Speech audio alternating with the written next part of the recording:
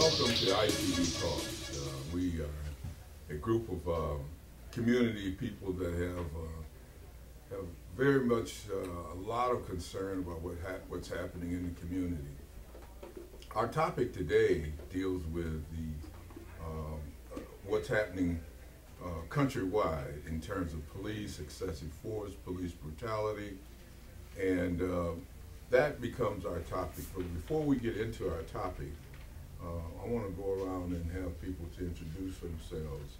And I want to start with you, brother. Pastor Michael Jones, pastor of the First Missionary Baptist Church located 1164 Lafayette.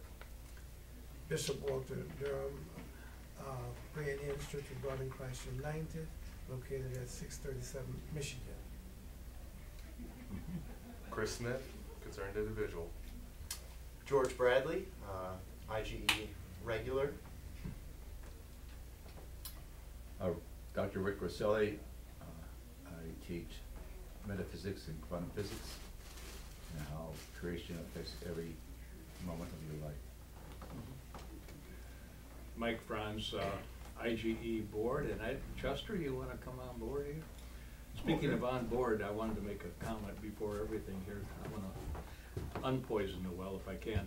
You know, my wife and I like to travel to the Caribbean, and there's a saying out there. You know, a ship is what you look for when the boat goes down. Okay, and we like to travel on the ships. Okay. Anyway, a police officer is what you look for when you're in trouble, and we got to keep that in mind in our discussion tonight. Sometimes it doesn't work the way we like it to work, but you know, we want to give them the support and the due respect that they are due. IGE board. Chester, why don't you go Chester. before?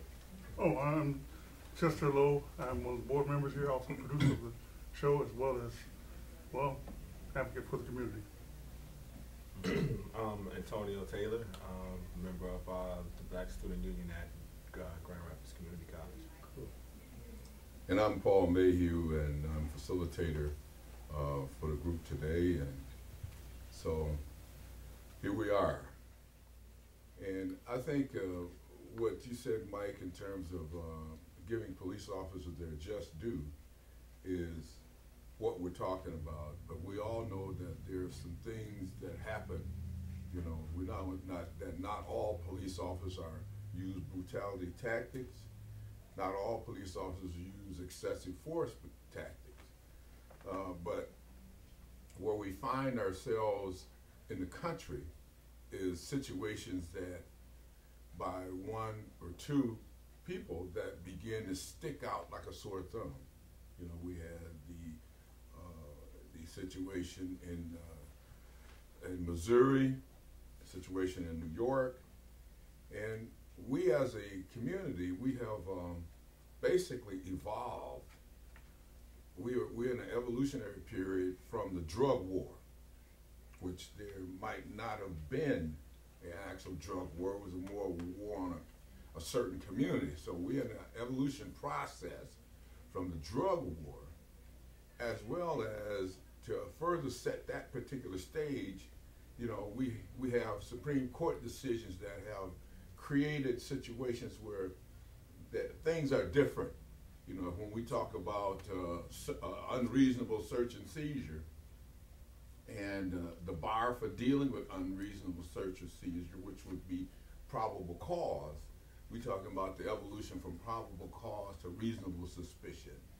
And so we've got a wide breadth of situations that have helped to create our conditions today. And then I'm going to say this, and then I'm going to pass it on. Because in Grand Rapids, within this week, there was published in the press stories about how the Civilian Appeals Board is going to operate, how the recommendations from the NAACP and Link, that all was appeared in the paper today. And I have, you know, I've read some of it, and I have a little knowledge, but I'm going to decrease myself and, you know, see if anybody else want to add to this particular discussion. I'd like to take off from there. So I think what you're saying is important to sort of put sort of how we got to where we are now in perspective. And I think that one of the things you mentioned, the drug war, is really important. I think that after 9/11, there was a big shift in how militarized police should be, and I think that that's another thing that you're seeing. So, you know, before 9/11, if you look at, you know, different ways of handling riots and riot situations, riot whatever you want to call it, you wouldn't see the level of force or, you know, the armored personnel carriers or any other things that create sort of this besieged environment where you feel like the people that are out there just trying to express their opinions feel like they're on the front lines of some sort of battlefield. So I think that after 9/11, the police definitely took on a more like militarized role, and so I think that that's important to keep in mind too. Great. Yeah. Could we clarify what we mean by since the drug wars of the 70s and 80s? Sure. So I'll just list a couple of things that I think are of key elements that sort of add to this whole story. You've got things like no-knock raids, which essentially are like in pursuit of the drug war, where SWAT teams, which were assembled, you know, mostly in the late 70s and into the 80s and 90s and have continued to grow, were originally thought to be deployed. Their intent was to be deployed in like hostage situations. The fact of the matter is the majority of deployments of SWAT teams are actually deployed in response to nonviolent drug offenders. So there you have people that are trained in a military way, including using military equipment like flashbang grenades. And you know, there's stories that you can look and see in Georgia of, you know, babies that have been burned in their cribs by these devices.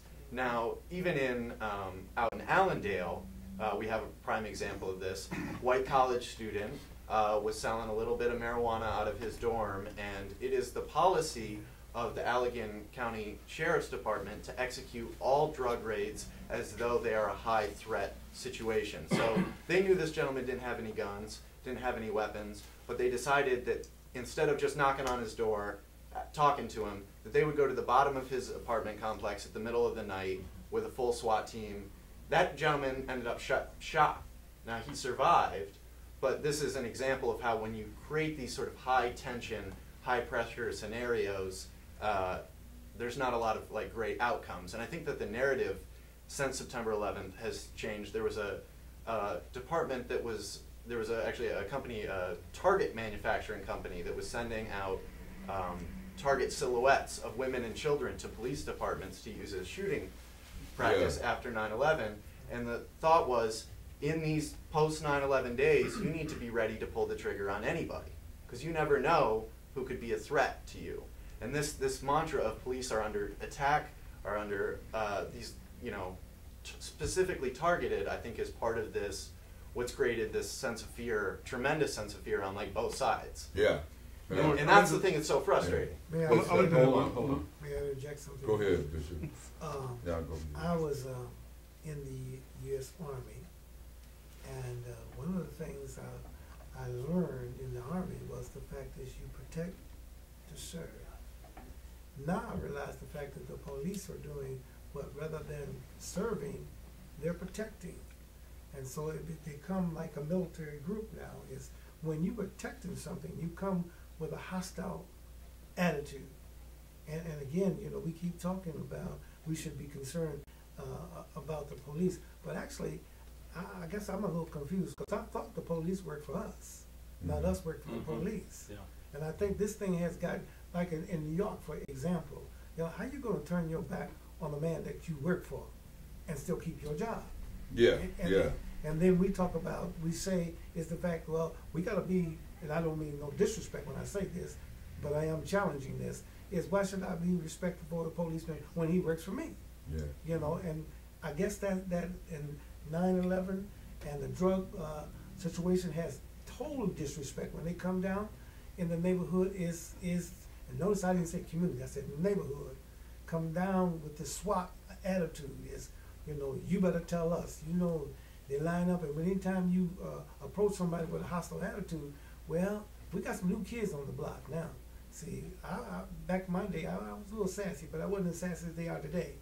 they talk back now. Mm-hmm. And as a result of that, you see more confrontation, you know, with policemen and young men. You see, Mhm. I'll decrease for a minute because I'm gonna come back a little later. Chester, go ahead. Talk about that. I was really going to say something in response to what George Bradley was saying, which is, it's kind of like past now, but it was not the Allegan County, but Ottawa County. Ottawa County, yes. Ottawa Excuse County. me. Yes. That's important to know about Yeah. the different social factors as far Yes. as the geography, Yes. you know, the demographics of that. In regards to the way the police are trained, There you they are trained in a way with a perspective of fear. And that is really not the way we should be trained in the first place. We come from a state of fear, and what it does is rises to, from a creation point of view, it rises the vibrations and the energies up to where people are more action oriented without thinking it through, giving it a lot of thought. Right? So instead of taking a step back and looking at it and giving it reasonable doubt and understanding, we force it, we push it.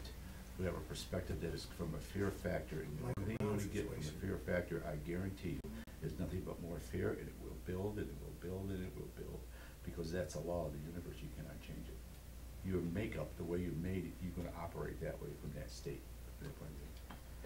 And I think that really important with that is what you see in a lot of these videos that I think is so frustrating to people is they see a situation where the police are in an adversarial confrontational role with somebody who might not be firing on all cylinders. Like you take the guy who had mental illnesses. This was after the Michael Brown incident, but still in the town near Ferguson, who had a knife. Mhm. go. Oh, yeah. Okay, They shot him. and they shot him.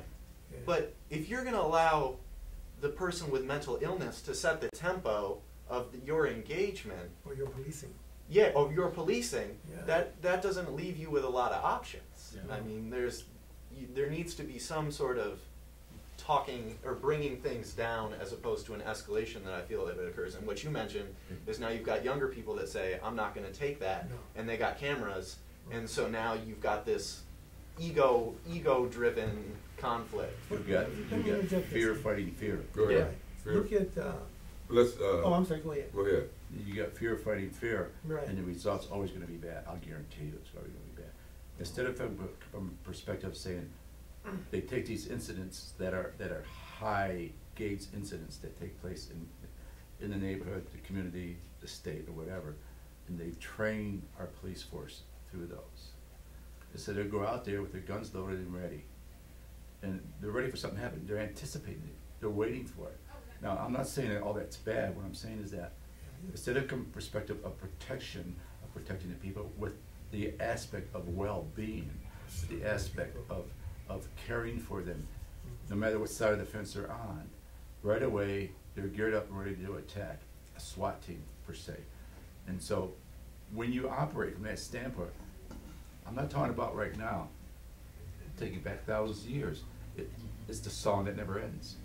It's the same thing. There's no change. You're correct in that when you talk about the police, we talk about how Jesus was accosted by Caesar and the army. And then when we fast forward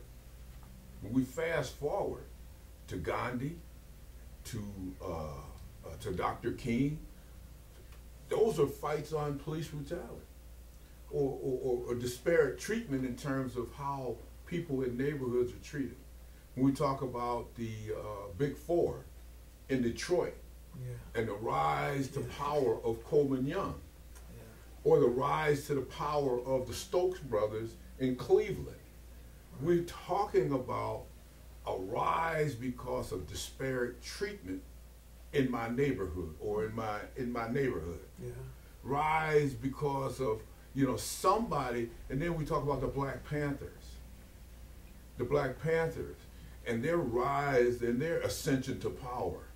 A great group, but they were protecting their community from excessive force.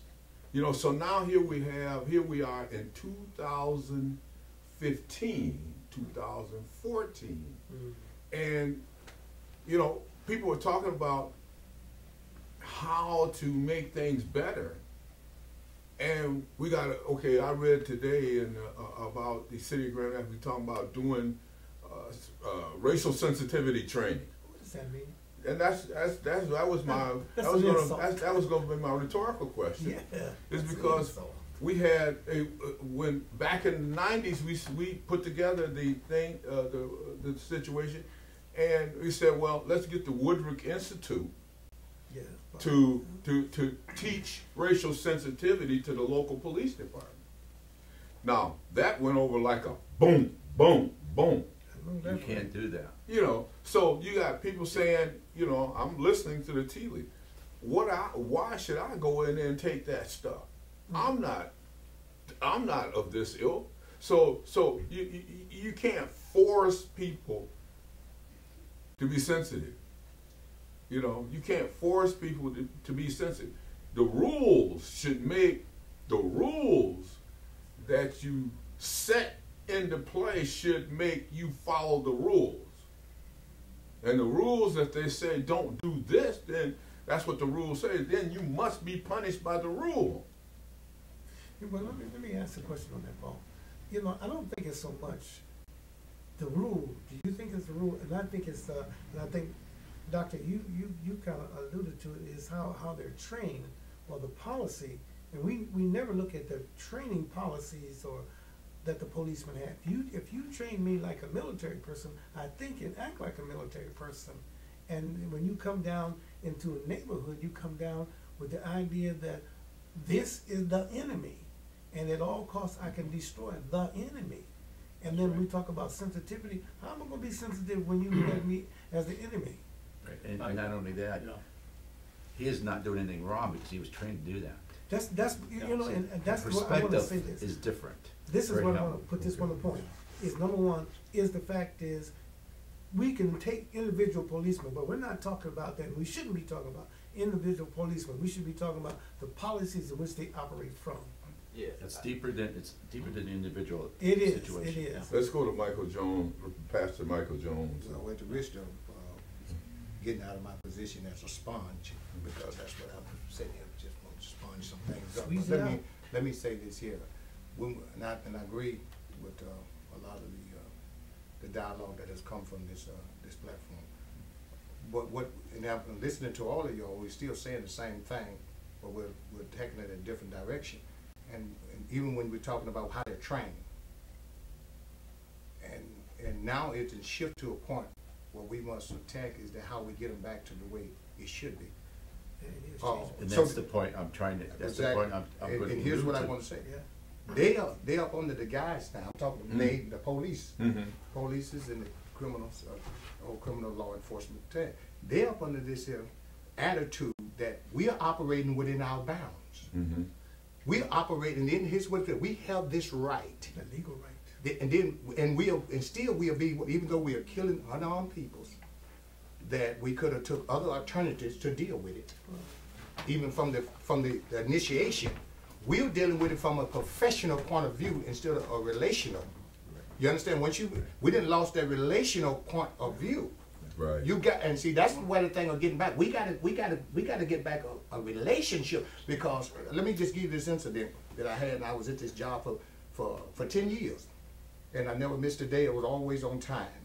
But one day my boss came to me, and he was just in one of his stoops and getting lost some money and some products that went out wrong. And he came to me, and we never had words, never been disrespectful. But when he came at me and he was yelling and he was throwing things, right away right then he didn't become my boss anymore. He was stepped out of his character. Okay. So then now my self-preservation stepped in. You wasn't my boss anymore. You see what I'm saying? Now my part was I got to go on the defense now. Right. And that's what's happened here. Although they're a police officer, and that badge is the power's in the badge. Right. Not the uniform, not the gun, in the badge. So although you still had it on, no longer am I recognizing you, because we done broke that relationship. Right. Of what you call it. And that's why we got to get back to this situation instead of just walking the beat or sitting at the beat. We got to go get in there and mingle with the people. No, that's And let what- them feel now that you are a part of me. We're in this together. Yeah. We're not enemies, but I'm a part of the recipe. Yeah. You see yeah. what I'm saying? You're a part of the recipe. I'm a part of the recipe. Yeah. So, and then where do everything starts at? I mean, really, when we, and I don't want to go on too much longer, but where do everything starts at? And the police are talking about having community police officers. There we go. Again, There we I don't go. know why they ever got away from it. I don't The either. federal government gave money for that back in the 80s, and there were people walking our neighborhoods. I lived over here on the southeast side on Gay Absolutely. Street in Heritage Hill, and they had direct contact with the people. Direct. And now they're talking about going back to that, and they should have never left it. So I agree. It's all about, that's a good point you brought up. It's about relationships, it is. But when your boss had a out of character moment in his day, when he came at you, you see, he separated himself to the reality of that relationship for that moment, for that time period. But you, on the other side of the fence, you looking at it from your point of view, is you gotta hold yourself in knowing your love, your well-being for you Absolutely. and for him. And yes, you don't join that.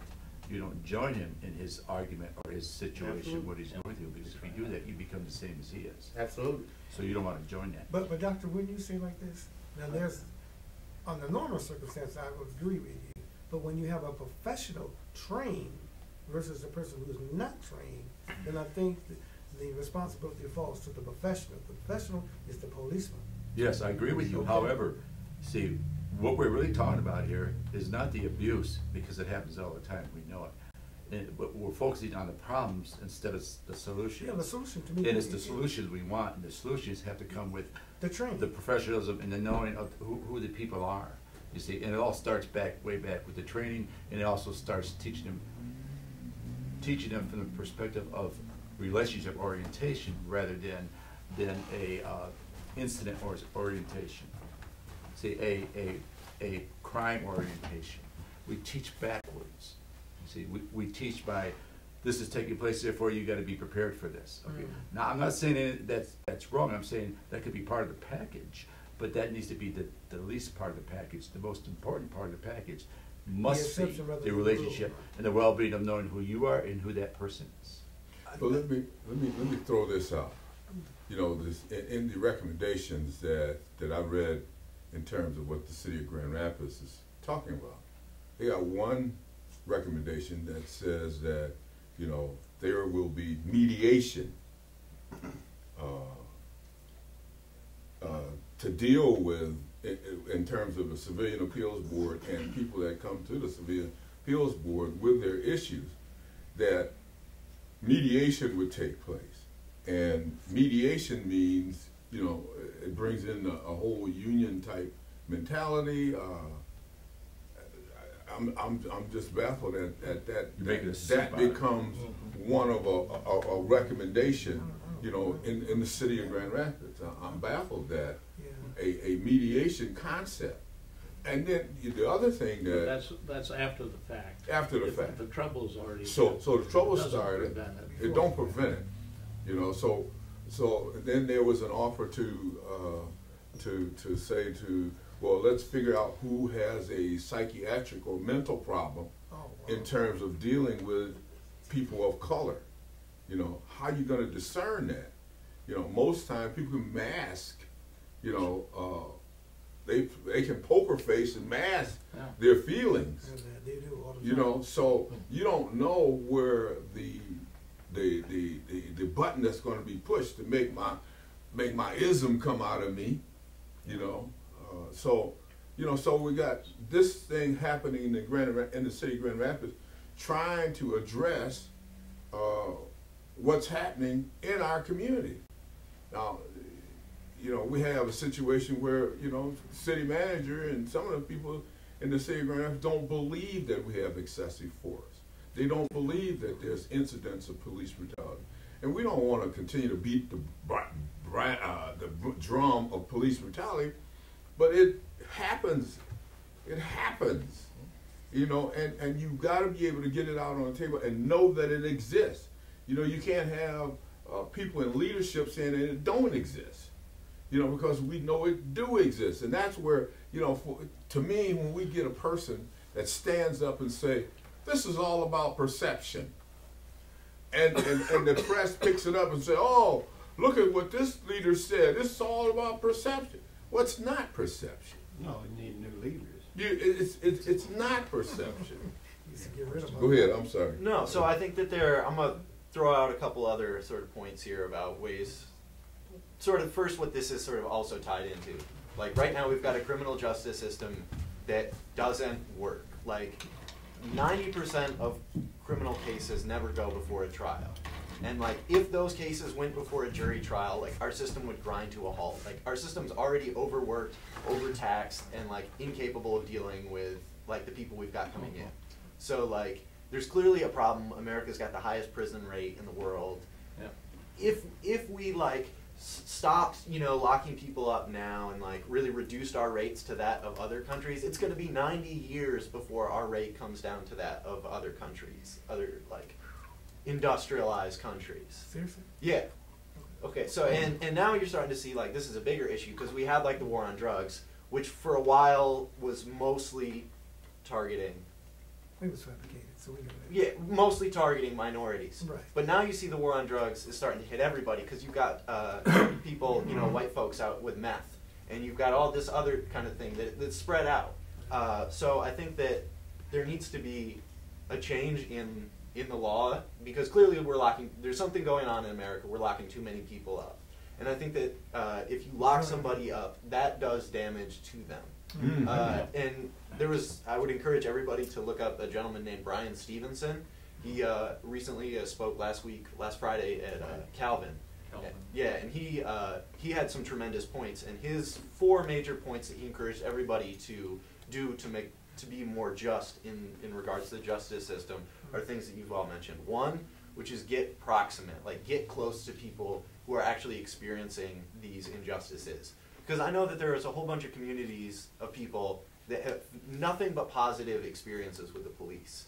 And so if it's, like you said, like the police are who you call when you feel like you're in trouble. When the boat goes down, But we don't have a good. But there's clearly a whole community that isn't the case, that says, like, I wouldn't want to call the police. And like now... We do. And now, honestly, no, but what Even I'm... the ones who hate them, we call them too. Yeah, but what I'm saying is... Because we ain't got nobody else to call. That like, the idea of that they're this, like, savior or, like, group that can be implicitly trusted is, like, really strongly built into, like, I think, like, the white community. Like, these are the good guys that can be trusted to do the right thing. Mm-hmm. And so that's why I think you get this, like, visceral response from the police, like, we're out here trying to protect you, and you guys don't respect us or whatever. Like, you don't appreciate the role that we're playing.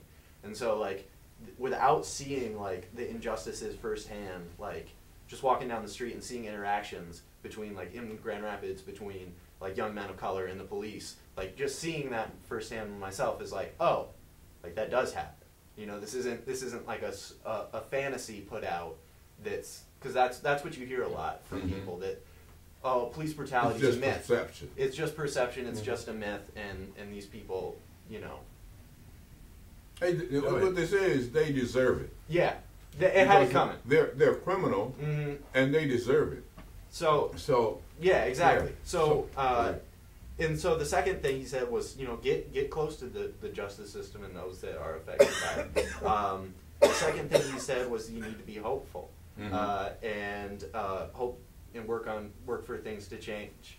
The third thing that he said is do things that make you uncomfortable. And I think that that's an important thing because when I see police... Let me ask you, you say hope. Now who's doing the hope, the victim or the police? So he was saying that the victims need to remain to be hopeful. People hopeful for what? Hopeful for change. Well, how are we gonna get change? So that's like part of the thing that he's talking about, that people coming in of good intention and actually getting close to what's going on to see like what's happening. Wow. Let me say something to you. Go ahead. All the issues of life flow out of the heart. Yeah. Right? When we come to the point, I'm speaking from a creation point of view, when we come to the point realizing that we're all connected, that we all are wealthy of love for each other, we all have polarity of negative and positive. So you can hate and have fear, or you can love for well-being. You can do either one, but it's your choice. You have all the power within you to choose either side, okay? When you get people enough in a collective consciousness, a collective people, to where they are there for the well-being of everybody, including, doesn't matter what authority you are, police, whatever, but somebody who lives on the street, doesn't matter. When you understand the well-being, that we're all connected and everybody's equal, and there's no separation, there's only integration. You know, Only us becoming one. When you get to that point, we will see tremendous change, I guarantee you. That's a good That's point. getting to that point. So. Let me say something here too. You know, I was a county commissioner for 20 years. And at one point, as a commissioner, we brought in a person from Flint to connect our system. Because when we talk about the justice system, there is no justice system. That's right. Because when you have people that are elected with autonomy, see, the sheriff department is really not answerable to the county commission because they are elected by statute. Right. Right. So if I'm elected by statute, I have autonomy to do what I want to do. Mm-hmm. The prosecutor is elected as well. Right. By statute, he has autonomy to do what he want to do. In Ferguson. And so here we have a situation where you got a bunch of elected officials. Now, we hired a person to come into Kent County at one point to put our system together. We met at Calvin College. We sat down, and a group of elected officials could not get along.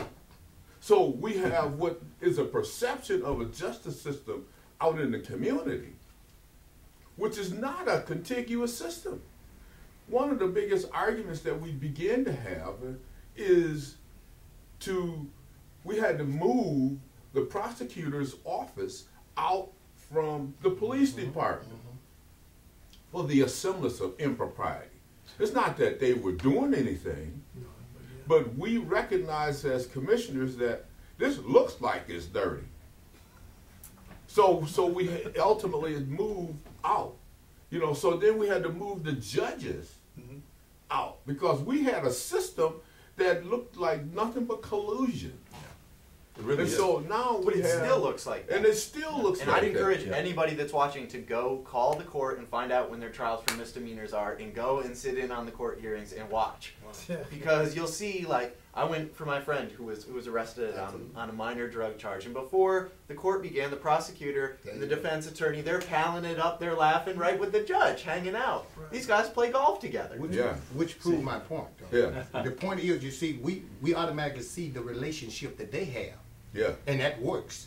And that's why they say they had to move them out. See what I'm saying? But we don't, the people that you're supposed to be protecting and service don't have that relationship. They should see that same thing. And the only way you do it is what? Move them back in.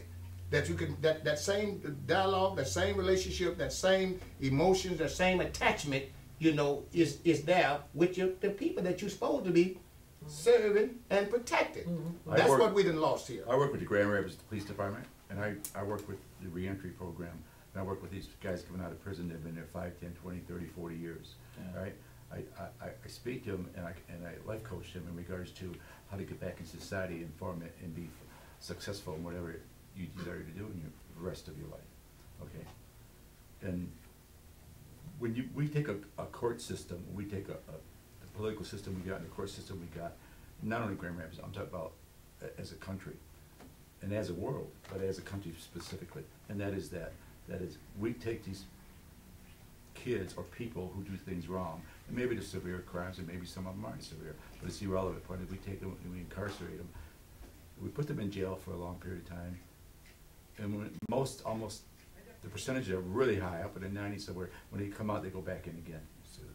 And the reason why that is because it's not an answer. When are we going to learn it's not an answer? It's business, though. That's It's business. we operate from everybody become a separate. The business. judges, the commissioner, or anybody in the system, the political system for society is all separated. And they're doing their own It is. thing. It's separated. It's all supposed to separate. be. It's supposed to be judicial system, but it's actually a business. Right, exactly. So, I mean, So we- that needs to be broken. So we when we need to get- break that pattern. Instead of, so what do we want? Well, we want solutions, right? We're looking for solutions. Well, instead of focusing on the problems, let's focus on solutions. So we focus on solutions. They come out, how about, instead of putting them in jail for a crime they've done, how about we bring them into a program that you can train them and uplift them and bring them into knowing of themselves and their confidence in themselves and the security of knowing that they can go out there and have a better life. And show them who they are, and show them that we are all equal, and show them and work from that point of view to retrainings. I've had guys come to me, and I've spoke with them and seen their lives change around. No, that's great. You know, I know it works. I know it can be Go done. back to my original question. You didn't quite answer it the way I thought you would, about what happened in the 70s and 80s that got us in this situation. Because you know, But it even goes back a about lot further. 90% of the drug offenders in prison are black. Well, They I'll have- add in they- another piece for you. Pardon? I'll add in another piece for you. Okay, give me. Okay, in 1978, the Supreme Court ruled that it is legal, and you can find this article in the New York Times by Michelle Alexander, who wrote The New Jim Crow. Yeah.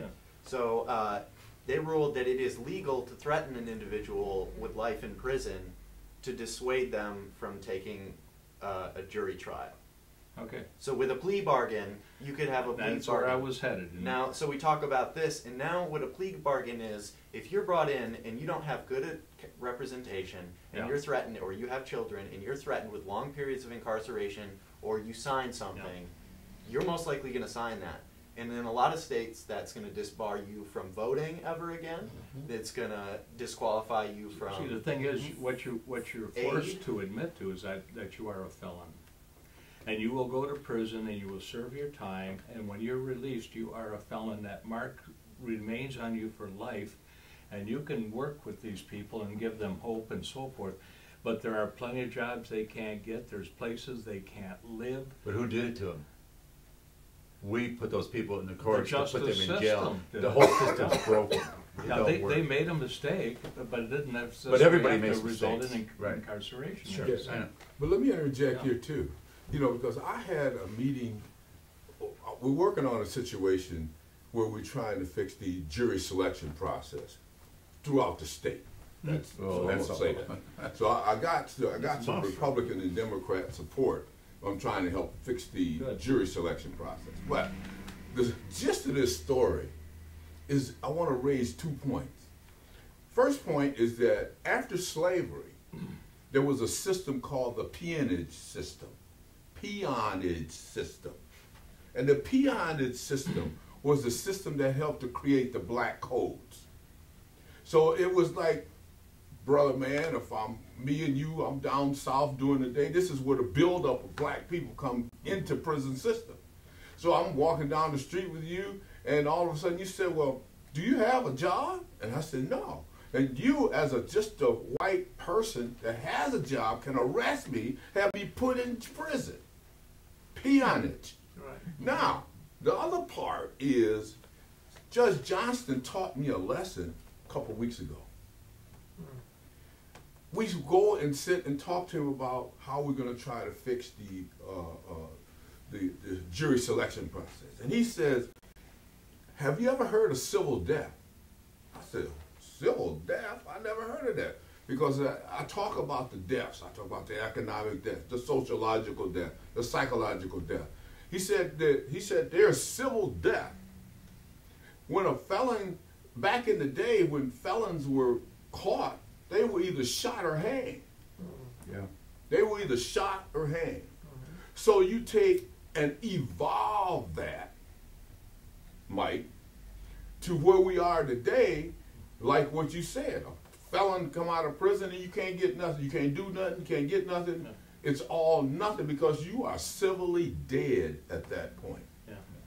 And so in the new legislation that's being crafted, judges have an option where they can forgive that and restore people actually in this legislation that we got for the jury selection process. Okay. So, but I was taught the lesson about civil death. And it was astounding to learn that you are being rendered dead after being in prison, because prison makes you die, because in the old day, that's what would happen to you. You would get hung or shot. And now today you're not hung or shot, but you are the walking dead.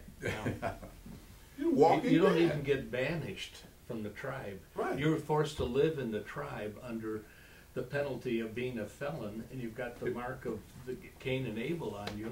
Let me And give there's you- no forgiveness. There's no way for you to redeem yourself. I think Let me that give you Okay, a story go ahead. that I know of a tribe in India that this one tribe is they when somebody does something, commits a crime to where you be incarcerated for quite a while, something very severe, and what they would do is they would take that person and they would sit them down in the middle of the tribe, and they would all sit around there and spend 3 or 4 days speaking about this person that's sitting there because they committed this terrible crime. But everybody's speaking there, the whole tribe. Listen to this, the whole tribe would speak nothing but good to that person and about how good that person is in other areas of their life. And that person, even though they did what they did, there's still this and that and so on and so forth. And they are a part of us and we're one. And they uplift and encourage that person for 3 days. And after 3 days, they throw a party for them. And they show that person so much love. That person completely breaks down. That person regrets everything he did, but he's forgiven for it all. Right? Now, you talk about solutions. The reason why I brought that story up is because we can fix this, but you can't fix it from a negative point of view. You have to be solution-oriented and about the relationships, the love for each other, and coming forth and being well-being and being connected. It ain't going to happen any other way. I guarantee you. But we're being taught, that is, people of authority are being taught to think negatively Yes. before anything negative happens. Before any kind of crime happens, they have. And so what you do by being, if you're taught that to begin with, guess what you're inviting in? Nothing but negativity. Right, but how do we get across to the people of authority, not only the police, but also the politicians or the policymakers, about altering that? Well, Speaking to people like him, and speaking to people who have some platforms, some authority now in our society, people who are willing to listen, have an ear to hear, and you can talk to them one by one. You want to change things? You love them where they're at, well-being, and uplift them, the people who are in position, no matter what they've done or what control they have, and you operate from that point of view, and you get in that door. When the door opens, you go through it, and you love them and show them that things can be changed. And I'll guarantee you that works. But I think you're right, and we've got to also look at, and this is a little twist, but we've got to look at the fact that America, the democracy America, is almost like a misnomer, because we got to fix our system. So if we're going to fix our system, because if corporate America controls America, then we don't have a democratic America. We have oligarchies, dictatorships that run this country. And that's why we get into the money, how follow the money, buddy. All right. So if we can if we can create situations where corporations, now some of the corporations have a true sense of personhood in terms of dealing with the community. Some corporations do. But most of the corporates, they have the pat you on the head type of mentality, and you come and lick my boots, and I might give you a token. So we've got to get to corporate America, because corporate America is who rules the roost in America. Corporate America or Wall Street? Yeah. Same difference. Same difference. But there are some big companies and that are in corporate America that are starting to want change so bad, and they're listening to people like me. That's where we got to. That's where we got to go. And here's how this is going to happen. It's going to happen. It's not going to happen overnight, but it's going to happen. What's going to happen is speaking these kind of things to people who are corporate America, people who have a lot of power, a lot of money, also from grassroots people, from people who don't have anything, but people who have a lot of intuitiveness and a lot of ideas and inspiration to go forth and create things that will benefit us as a whole. As of today, right now, we pay for electricity and all this, and the reality is, if you understand what's really going on in our world as a whole, you'll know that it's all free. You don't have to pay for it at all. See, there's things that may be coming out in the next several years that we're going to see even the government starting to break down and bring out to us. See, what I'm speaking about is coming together. It's not as fast as I want it to come, but it's coming. But you know, Dr. But it's going to start with us, one by one, doing these things and talking to the right people. Correct. And talking, and also about people who are people on the street that got some great ideas and things. Okay, Bishop, and then You know, one of the things I think we're overlooking is life is like a sandwich. You know, you got two pieces of bread and some meat in the middle. And we have the corporate America. Do you know corporate America are easier to change than the people on the street? Because we are ingrained, taught that we have to be better than. You know, in my area, we have to be better than.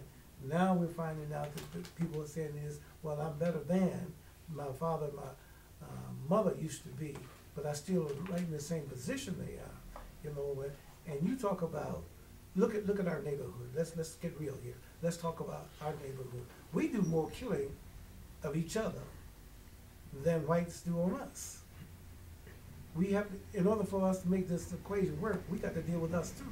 Mm-hmm. And one of the things that I think that we, you know, to work on a solution is that I use this little phrase. If you spell the word vote, spell the word vote for me. VOTE. You know, victory over trouble every time. If we learn how to vote, you know, it'll change a lot of things that are happening. Because what happens is the fact that you put people in and you take their right. The first thing you take away is the right to vote. So there must be some value to voting. well, Dr. King died. You know, Yeah, but we don't know because well, that's what we've got to be able to educate people. And I'm really glad that Selma has came out. Yeah. Because this is a teachable moment for young entrepreneurs that thought that they made it to the top by themselves, especially African American entrepreneurs who say, I'm do what I do, and what's his name? I'm Education don't work Jay-Z. for us no more. I'm Jay-Z, and I made it, and I'm a billionaire almost all by myself. But you don't know all those backs that you just walked on. I know. Are you describing Herman Cain by chance? Huh? I don't know. I'm just I mean, but curious. you know, the Touche. humble, we were talking humbleness, Yeah. you know, and moving through. I'd you know. like to Humility. tell you about, Humility. I was I published in the respect. press this Sunday, and I don't know who reads the press, but I got one of 3 I read it. editorials. They only publish about 3 a month. I think I sent you a copy of it. Yeah, I read that. But, you know, most people in America are not aware that when Bellamy wrote the Pledge of Allegiance back in 1892, he wanted to put the word equality into the liberty and justice phrase at the end. And he knew that the superintendents of schools and the NEA and everybody he knew in Boston would not go along with that because blacks and women were not equal in our country at that time, 1892.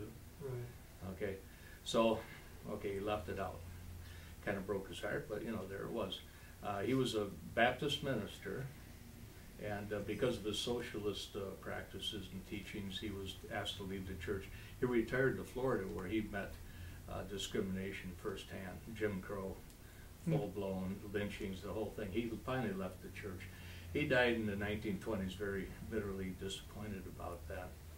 But his point was kind of interesting. You know, you couldn't have equality in this country because blacks and women were not equal. And of course, blacks were given the vote after the Civil War. 13th Amendment. And then it was taken away. Women weren't given it until we passed a constitutional thing in the 1820, somewhere around there. There were certain But what states. they're doing now, Mike? But they're still seeking equality, and it's not there. And they And take I it was away. writing in response to an editorial in the press Mm-hmm. by a woman editorialist who said that, you know, historically this country has not granted equality. So let's in these areas. begin to wrap up. But I want to ask this gentleman and that gentleman who hasn't said hardly anything, if you have any thoughts to share with us, And do you have any thoughts? I mean, you're a young student. I admire you as students. I really do, because I was a student at the same educational institute. So we're going to begin to wrap up, but I want these two gentlemen to begin to say something, and then I'll come back to you. Yeah. I can say I was playing a bit of a sponge, just listening to everything and all the points. For something now, there's a few things that just weren't mentioned or weren't really truly elaborated as far as integration goes, or as far as public affairs goes. But it's like, how far should we, you know, as a race, how far should we integrate? You know what I mean? Like, what does integration mean? Does that mean We are all one and we're equal. Well, we are, from a spiritual standpoint, yes, but from a United States standpoint, not quite, because I mean we are all equal. But does that mean I can come to your neighborhood and live where I want? Does that mean our debts are completely erased? But it's not. It's not. No, no. So the day will come, though.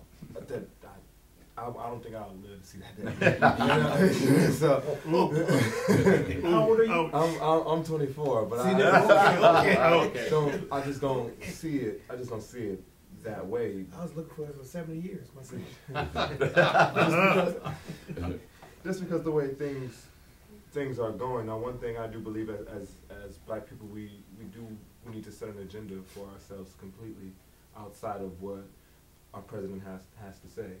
Now, there should be more Black Wall Streets, and there should be more Black Panther movements who do protect our community, because that's what we're really concerned about. And I was talking to a gentleman the other day who said, we need men. We're all men here. Sometimes we don't need to say much. Sometimes we need to let our women of the community have a say on what's going on. Mm-hmm. Sometimes we need to hear the perspective of a woman to see what's going on, because they're the ones who ultimately bring life, and they're the ones who actually take care of everything that goes on this planet. Without them, there's none of us. So sometimes Correct. we actually need to hear the ideas of how we need to bring it back together from a woman's point of view. But as Black as a whole, we do need to forgive, we do need to collect, and then we need to organize, we need to take care of ourselves before we can truly integrate. Because All that's about not you first. You're right, it's all about you first. Well, it's all about, because As an individual, I'm speaking about. Yeah. If we don't take care of ourselves, how are we going to take care of anybody else? Yes, you gotta. In psychology, they call it the selfish motive, and it doesn't mean that you're selfish. No. It's that means if I do something good for you, Yes. I'm gonna get something out of it because I'm glad that I'm doing it for you. Yes. So if my motive is selfish because I want to make myself happy for helping you. Yeah. And That's Can what be the happy by selfish yourself. motive. We all really need each other. Yeah. Without a shadow of a doubt. Before we So we're realize gonna that. start winding down, but I wanna. I'm gonna just quick- okay. Let me just quickly go ahead. Just quickly, like, because with all the rioting going on, I just feel like it was kind of unnecessary, because I just feel like rioting has just become a simple expression for what's been going on. We don't have another way of expressing ourselves, because these are clear injustices that's going on, and that won't be denied. But something that is left out of the skip a post 9/11 world that we live in. It's a post Christianity world that we're living in. It's a post God world that we're living in. And as soon as we realize that He is the ultimate judge of what's going on, as soon as we really bring it back to actual equality, that's when we're going to start to make a change. The separation from, I don't care about drugs. I think it's the separation between church and state is what really separated us between God and humanity. I think that's big, and I don't think that gets talked about. I think the spiritual aspect, I know that. everything, It's the most prejudiced day in the world on Sunday. I think that also plays a role in where we are. The way we worship together, the way we live together, how segregated we are. And West Michigan has to be one of the most segregated communities On Sunday. especially on Sunday. Any given Sunday. Yeah. Any given So Sunday. I think it's going to take a lot of work and a lot of practice, but we as a whole need to set goals and a whole separate agenda from what white America has for us and what we want for ourselves, because our goal is to clean ourselves up. Our goal is to treat each other with respect. Our goal is to actually killing one another, but we're dealing with years and years and years of brutality, humiliation, and like all these terrible things that it's like, what more can you truly expect? You know what I mean? So, but God is the ultimate victor at the end of the day. And I myself, the more I learn, the less I react to certain things, because I'm only here to please, well, not myself, but others. But I'm also here to please what I was meant to do here on earth, and I can't go about wondering about what's going to happen. I'm just going to plant the seed and hope that the change will soon come, and that's pretty much it. Let's go to this gentleman here. All right, anybody who's watched IGE Talks in the past knows that I'm always a sponge. I usually have to absorb it all, let it marinate. You guys always give me food for thought. I let it marinate, and then maybe I'll come back in a couple of days with my own thoughts and whatnot.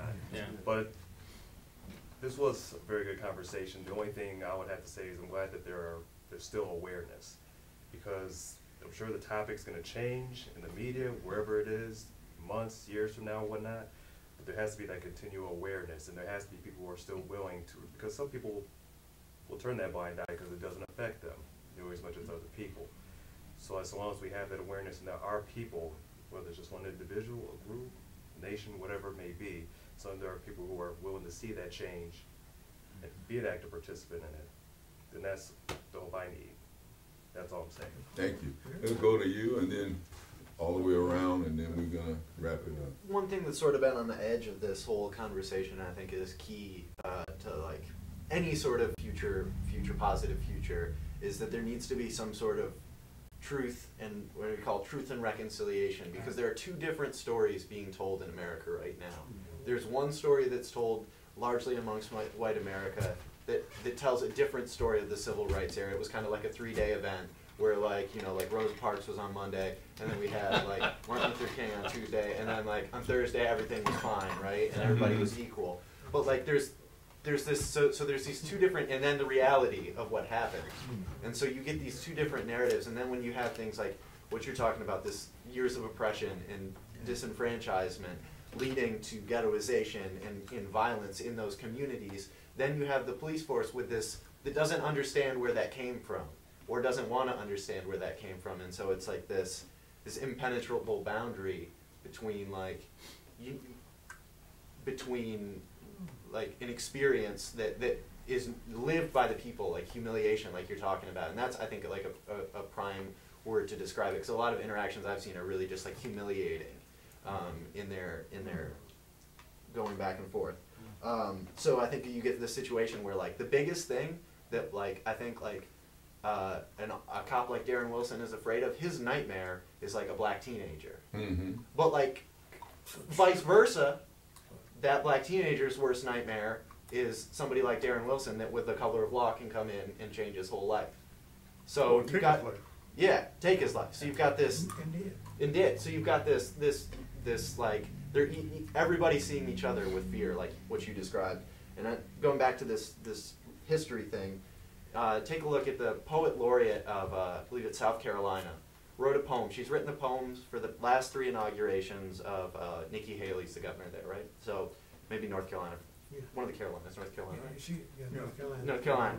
Well, this year she included in the poem references to the slave-holding history of North Carolina and the docks where slaves were brought in. And they didn't have time for her to give her speech this year, was the excuse that the... Oh. Yeah, just coincidence. The other years they had time, but for her 2-minute... Not this year. For her 2-minute poem, they didn't have time. And so until we get at those like root issues, I think there's going to be a lot of dissension. But I'm hopeful, Antonio, when you talk about, and I'm not the most religious person, so I'll defer to the experts here. Okay, but there is something going on that doesn't seem right, that we judge people by their worst actions. And now, I don't know too much about the Bible, but we know, like Saul, we like to talk about Paul, but we don't talk so much about Saul, who he was before. He was, right. Right. He had a conversion. He had to do something. And so, like, so for me, as somebody who's, you know, not particularly religious, going into church and seeing that segregation firsthand blew my mind. I went into church on Sunday, and it was get up, everybody shake each other's hands. Nobody was shaking these people's hands. Mm. You might rub off. Be careful. And so yeah. What, I mean, So, and I'm not going to say the name. Not shaking whose hand? Yeah. There were African Americans and also some Native Americans, Yeah. and they clustered together, and nobody would go back there and shake their hand. Mm. Interesting. That's So- phenomenal. Faction. But this idea that there is hope and redemption for every person. If you are a person of faith that believes every road crooked can be made straight, you have to believe that there's redemption. You trying to preach. I'm not. I don't want to take your job. You do much better. George, No, you do. George, there's only one thing I left out saying from what you were just saying. I tell it to Bishop all the time. Well, Well, Preach, man. let's move on around. We're trying to come to a close. But go ahead, brother. You know, it's Couple minutes there. you need a radio station called a good news station. Because we live in a society that is so against each other. We're fighting against each other. You know, Jesus said, before you take the toothpick out of somebody else's eye, take the log out of your eye. You know, when he said there's nothing Right. outside of a man that'll defile him. When you know yourself, and it's all within, Yeah. he said the kingdom of God is within, Luke 17, there's nothing out there. It's all about you. And when you young people rise up, the people that are older, that do care about society, do care about the people in position, do care about what's going on out through the street and everything, and you come from a perspective of your reality of who you are, and that you are all of what God made, and you go out there and make the greatest influence, like anybody else. One man in alignment with who he is like millions that are not. I tell you, when we start looking at things differently, and start having those kind of actions towards each other, the well-being for each other, we're going to see tremendous change. It's already starting to happen. It's happening all over the world. Little pockets here, little pockets there, little things like what we're doing here, talking and stuff, things like that. It's all good. See, we're on a positive flow. We look at the past and all those negative things. Oh, we got a history that goes on and just is horrible, but we're not there now. Mm. We're here now. Right. It's all about today. It's all about right now. When we start coming together as one and for the well-being of each other and start acting upon those ideas, those thoughts, whatever you think, Jesus said, as a man thinks in his heart, so is he. We can do it. You young people, the way you're talking, it's great. We uplift you, we uplift each other. You know what? We can make a difference. People in position, people not in position, doesn't matter. We're all equal. Chester. It's kind of hard to say anything beyond what Rick was just saying here, but I do want to say that I think that this show should do its purpose, I should say, should stand for itself as for the community seeing us. Not just the local community here, but I know we'll be seeing it in other states as well as around the country through YouTube and even around the world as far as that's concerned. Mm-hmm. But I think that it's important for everyone to know that we are not only concerned about the situation of how the law enforcement's our judicial system are, as well as the leaders in the community, but we're also concerned about our own community, about our neighborhoods becoming a community, which needs to happen. And it won't happen unless we do some action and get more involved with the leaders, the judicial system, the police. We have to get involved with them because they're the ones that we are selecting or electing to be in that position. They're the ones that we're paying to do their jobs. Doing their job is not to harm us, but to protect and serve us. Mm-hmm. Until and or unless we stand and remind them of that, or pull their chain or whatever is need be, they're going to continue to do what they're doing. And we are pulling their chain as we speak Okay. today. Mike? And I think they're very much aware of it, Mhm. although I wouldn't let up, you know. They need help, and they're not on necessarily the right track. See, the problem, as I see it, is kind of starts from the top down, not from the bottom up. The people are the people, and we're vulnerable. But just a good analogy would be what happened in France recently. Oh, yeah. And then the 3 million people who turned out now, and they have, from the top down, leadership is encouraging a war on immigrants virtually. Mm-hmm. War, and it was very similar to our 9/11, when we had this psychological trauma and we started a war on terrorists. And it resulted in 2 wars, neither of them that really needed to be fought, and someday we're going to regret it. But somebody took advantage of us and said, maybe we can make some money on the oil. And the neocons said, let's invade Iraq. We wanted to do it anyway. You know, we never liked Saddam Hussein. And I don't want to dig up all of that, but people here, and we're still primed to have war on terrorists, and we don't know who they are. You know, and we try to find out, and people who were at the time of 9/11 were calling. My friend who taught at the college, he was Indian and Mexican, and they thought he was Islamic, and and they were ragging on him at a gas station, but anyway, in France, they're going to end up in the boat we're in, and that's triggering reactions all across Europe. All of a sudden, everybody's anti-immigrant because these people came from Africa and they're Muslim and whatever. I don't want to see us there. Yeah. We don't want to be there because that's that negativity we were talking about there. The hatred, the fear. And the only way you can overcome that is with understanding. There is no way that you're going to make peace with your enemy. Mm. Hear me. You make your enemy your friend. And the only way you can do that, it's automatic. The only way you can do that is to try to understand each other and reach out and so on.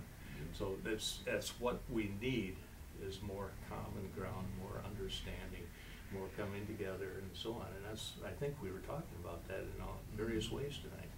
So I'm encouraged that there is a way out of the morass of what could come of this. And and I bet the leadership better pay attention. Yeah. Because they have a lot to say about how they pull the triggers and get people, and that includes the corporate world too. If there's a way to make a profit in it, they'll find a way.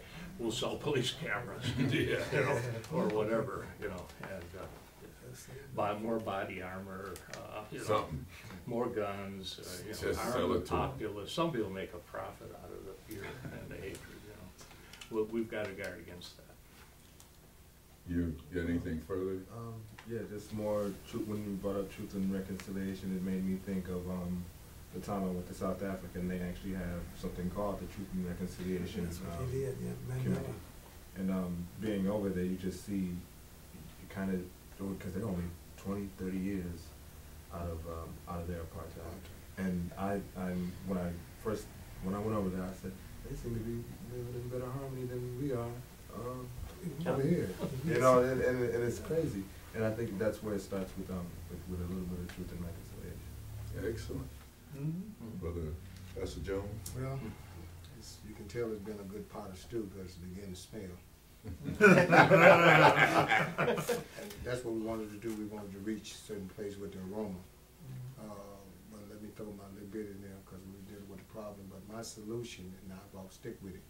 I was raised up, and many of you all in here might have been raised up when they grew a child back then. It was pet milk and carnation. But that left a lot of people's time changed, and that left a lot of people undernourished, deficiency in different minerals. Mm-hmm. So they came up with a formula called Infamil and Similac because there was a problem.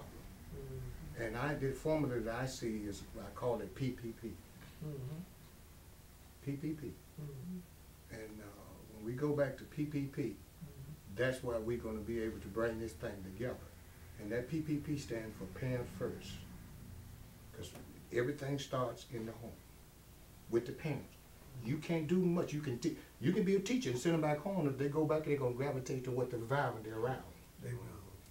parents first. Let us not forget, because they're always calling on us, ecclesiastic pastors, evangelists, outreach and all this. They're always calling up when they need us. You understand, to do something for their agenda. But you got to always incorporate the ecclesiastic body, which is the parents, pastors. Sure. Parents, pastors. And then when you get that, the latter should be the police. The police, it never should be in front of those two entities. That's right. It should be parents, pastors, and police. Only use it. We know the story now that you got them all over TV. Law and order. You can get all kinds. SUV, law and order. But you got to go back to what Rick said. We need to put something in front of law and order, because we have law, but we have no order. That's right. Matter of fact, the law is out of order. So we got to go back to what Rick said. Let's take love, law, and order. Love will produce. You understand? Well, then law become the last, and then we have order. Now that's my whole scenario. We got to go back and start dealing with them and expect for these households and these parents to be accountable, and we get them in our churches. You understand what I'm saying? We get just about everyone come across somebody in the fake, atmosphere, and they go back out and they filtrate. You understand? You take that back. So that's my whole take about it. When we start approaching it from that point of view, then our police will no longer become the police, but then we can really say they're public safety officers. That's what it's supposed to Go be. ahead. That's what it is, police. Bishop That's Durham. my take. As I see, I think the solution is to become servants of one another. As Jesus said, if you wash my feet, if I cannot, he told Peter to wash their feet, which is the lowest thing that a person could do in that country. We need to learn how to wash each other's feet and serve one another, as opposed to always trying to take from one and destroy another. And when we start learning how to be servants, and our policemen should be the epitome of servants. It's like when you go to a restaurant and the lady comes to you, or the person comes to you and say, I am your servant. May I help you? I think that's our solution. Yeah. All right. I Well, want to say something to what he was just saying real quick. I remember a former comedian, a late comedian by the name of Pigmeat, Markham. Pigmeat Markham. You ain't going back that far. Oh, yeah, I'm going back there. Oh, yeah. He said something about, he was walking down the street one day and had a situation where it was real hot, and he saw two police officers walking by, and he just asked, he stopped one of them and asked, are you actually a public servant to us? And he said, yes. So, being that you're a public servant and you serve us, and I'm one of the people that you serve, can I ask something of you? He said, sure. He said, can you give me a glass of water? That's Needless deep to- without, Okay. that's deep without knowing it. Yeah, no, there's a whole lot of meaning to that. Yeah. Well, let's. We're gonna close up, and I just want to close in saying I just thank God for being here today. I was scheduled to have a cardio version where they stop your heart and get it redone again, and God bless me this morning. No, God blesses me all the time anyway, because He gives me His presence and allows me to function. But this morning was a very special blessing. I was laying on the operating table. They had stuck the tubes in me and ready to operate, and they looked at my heart and said, "Wow, it's pumping right." And then they went and got the CAT scan. They had the cat jump on me, but got the CAT scan. And then they did the CAT scan, and wow, his heart's working right. Well, you gotta just get on up and get out of here. My wife got up and got out, and I've been just praising the Lord. Well, I praise the Lord all the time anyway, but this is just extra dose. So, I just What was wanna- in that stuff they were giving you? Right. You gotta find out what that was. Yeah, right. We all need a heavy dose of that. Huh? Yeah. Pay So with if the cat. everybody had a heavy dose of that, we'd be all right. All right. So thank you all for coming out and participating with us. We will have further discussions, and I just want to thank the audience for being out there, because I run into a lot of people that watch our shows, Yeah. and they're glad that we're doing it. I don't know how to quantify that, and I won't really try. But I know we have a lot of people that watch our shows. And again, thank you all for coming.